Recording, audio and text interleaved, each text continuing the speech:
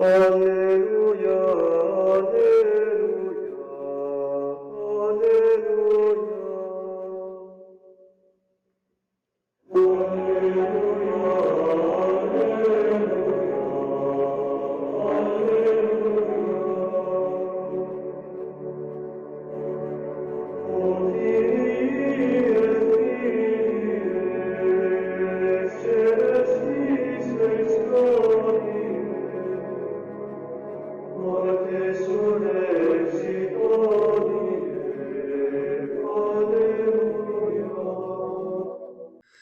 Hello again, friends.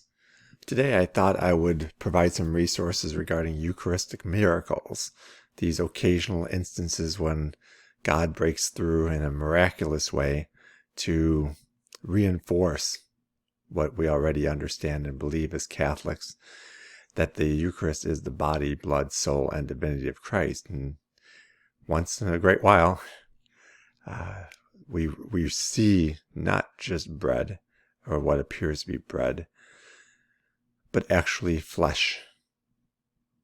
I think in all instances I've ever heard of, it's always, when it's analyzed, heart flesh it's a piece of the heart. And that makes sense, right? Jesus gives his heart, gives him his whole self, but certainly his pierced heart for us on the cross. This is my body given for you. So it seems appropriate that in those occasions when the miracle occurs, that what we get, what exudes from the host is, or what it may turn into, is flesh and blood, and that flesh happens to come from the heart muscle. So first off, you see what's pulled up on the screen: Eucharistic miracles of the world. You may have heard of Carlo Acutis, the now blessed young man who developed this website originally. He died in 2006, was beatified just 4 years ago, not even 4 years ago, in 2020. And this site continues to be maintained by friends who continue to add to it and spice it up and make it fancier and more user-friendly and all that sort of thing. So this website, again, of course, I will provide all of these resources in the show notes. But this is a really nice site, very comprehensive. The information on here, very thorough, and presented in such a fashion, very neat, very consistent. This is a professional website, and this young man, Carlo, was a professional web designer.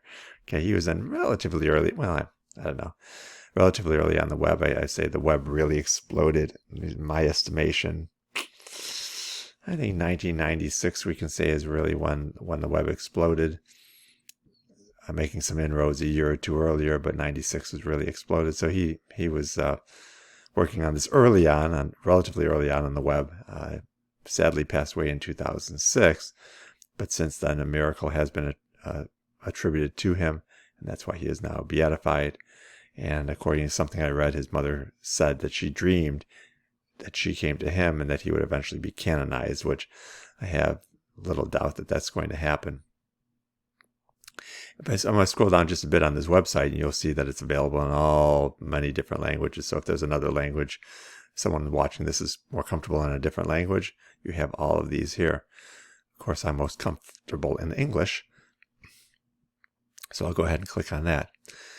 And what you see here, you have a museum. This is just a lot of fun to explore, virtual museum and so on. But just scrolling down the even some videos and so on, and map of the world, where can you find these various Eucharistic miracles? If one scrolls down, all sorts of information, contact information in Italy as well as in La Crosse, Wisconsin. Okay, the Real Presence Eucharistic Education and Adoration Association, the realpresence.org. That's those of you who know Father John Hardin, great Jesuit priest and very much a Eucharistic priest. He has much space dedicated to the Eucharist, thus the name, the Real Presence. You don't come up with that name for your website unless you have a real devotion there. Excuse me. So miracles by country. So you see here, maybe there's a country of your heritage. I have some connections with Austria, for example. Would be interesting to see those. So on South American countries, Croatia, right next door to my heritage place of Slovenia, and so on. You see many from France, many from Germany, right? Italy, of course, has the most. One is not surprised there. Spain also has quite a few. Again, no surprises there, considering the great saints that came from there, especially my beloved Dominic. What you might do is just click on one of these, something that interests you. Maybe you've heard of one before, or you just want to know, gosh, what's happening there. So in Austria, Seefeld, we can look at Seefeld here, and you'll see what comes up is a card, right? And they all look like this. Okay, all of these look like this. So you could turn this into a very nice book. In fact, I'll show you that in a moment. So chock full of pictures, paintings, and so on, photographs, and then a little explanation that goes along with it. What do we know about this miracle? This miracle happened to occur in 1384, and so you have some information regarding that. So whatever you're interested in, okay, one nice page for each. You can see it's downloadable if you wish. Very nice. As one scrolls further down, not necessarily, different sorts of miracles. Okay, saints, mystics, and the Eucharist, whatever this might be. We read of saints here who, like Sister Blessed Anne Catherine Emmerich, very famous for giving us the life of Christ that she claims to have seen basically as Christ's whole life. And so she wrote about what she saw there. Famously, some of her writings were used by Mel Gibson in The Passion of the Christ to sort of flesh out the scenes. Anyway, it is said that she for many years at the end of her life, she ate nothing but the Eucharist, could not hold anything else down except the Eucharist. And so there's various stories for different saints like this, connection between Our Lady and the Eucharist, the Mother of the Eucharist, miraculous communions where these particular blesseds and saints said that they received communion, let's say either from angels or from Christ himself. The beautiful story about a nun who was refused because she wasn't dressed properly for communion, for some reason accidentally forgot part of her habit, went back to her cell very sad. Jesus then comes to her and gives her communion himself. So great story. So anyway, this site, again, it'll be in the resources section. What else? This guy, Carlo Acutis himself. Maybe it's pronounced Acutis. I've heard both. This happens to be his Wikipedia page. There are sites dedicated to him. You can find plenty. But the one thing I wanted to bring up is that something about him that's very interesting is that he is an incorrupt saint. So there he is. Okay, there he is, his body. Okay, you still see that a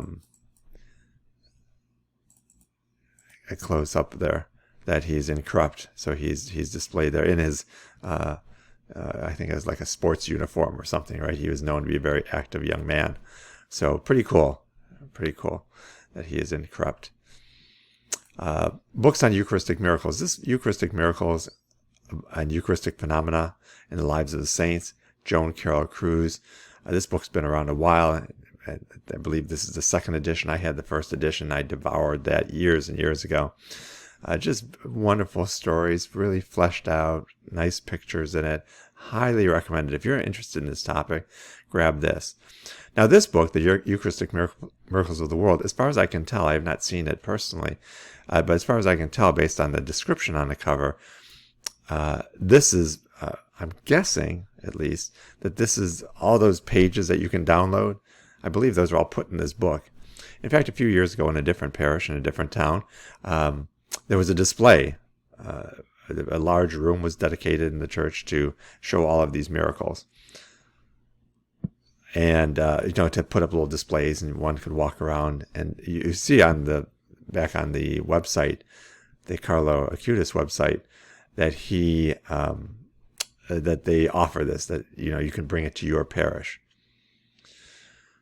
Lastly, YouTube. Now, you see I typed in Eucharistic miracles here. There's plenty of various videos. You can search through them yourself to see see what you have. They're of course, as everything on YouTube, varying qualities of it. But one thing that caught my eye, and somebody I've listened to quite a lot, is Jimmy Akin. This Jimmy Akin's Mysterious World, is the one at the very top there, Eucharistic Miracles. And what he does in this Mysterious World program is he looks at different phenomena, strange phenomena, whatever it might be, all over the place. In fact, not that often very strictly religious, but rather he really does a deep dive. You see that that's an hour and 13 minutes long. Jimmy Akin is a great Catholic apologist, and so when he dives into a topic like this, he really, again, hour and 13 minutes, he really dives in. He gives you all the angles, how much we might believe in something, what concerns one might have, how some have been debunked, like you name it. So really highly recommended. It's a video, so you'll see a lot of images of these various Eucharistic miracles explained and described. Really highly recommend. Definitely check it out and just have fun exploring all these various resources. God bless you, and we'll see you soon.